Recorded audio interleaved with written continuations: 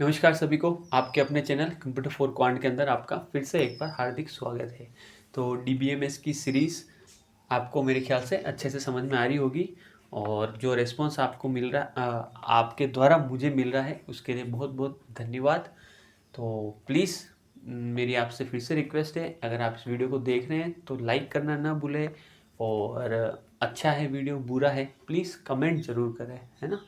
चलिए, inference rules.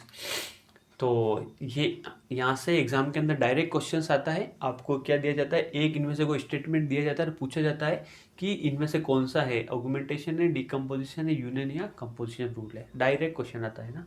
तो ये 6 तरह के हैं: reflexive, transitive, decomposition, augmentation, union और कंपोजिशन रूल। तो फर्स्ट देख लीजिए, रिफ्लेक्सिव का मतलब क्या है। A determines B. इस सिंबल को आप कैसे पढ़ोगे, डिटरमाइंस।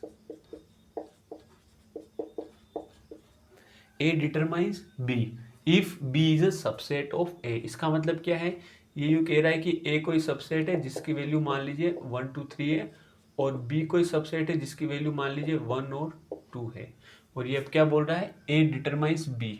ए किसे बता रहा है, बी को डिराइव कर रहा है, ए बी को डिराइव कर रहा है।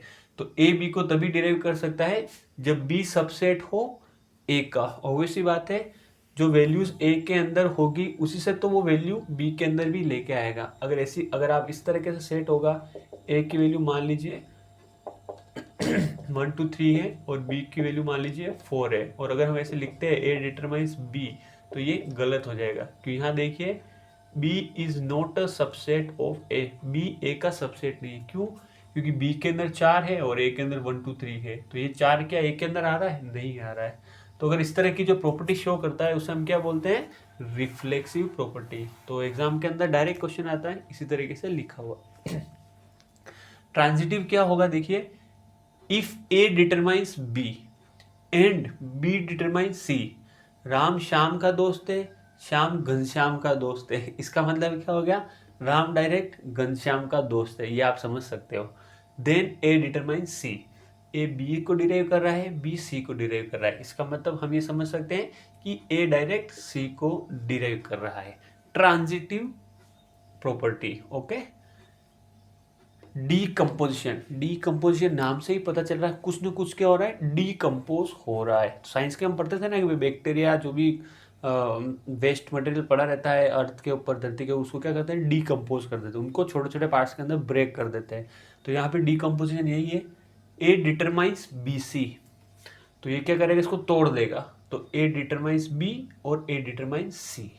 ध्यान रखना, ये सारे इंपॉर्टेंट है। जब अभी हम सॉरी कैंडिडेट की निकालना सीखेंगे उनके अंदर ये सारी चीज़ें काम आएगी। तो एक एक बार आप देख लीजिए, आपको याद हो जाएगा। ये A determines B C, decompose करा है तो ए डिटरमाइंस बी और ए डिटरमाइंस सी।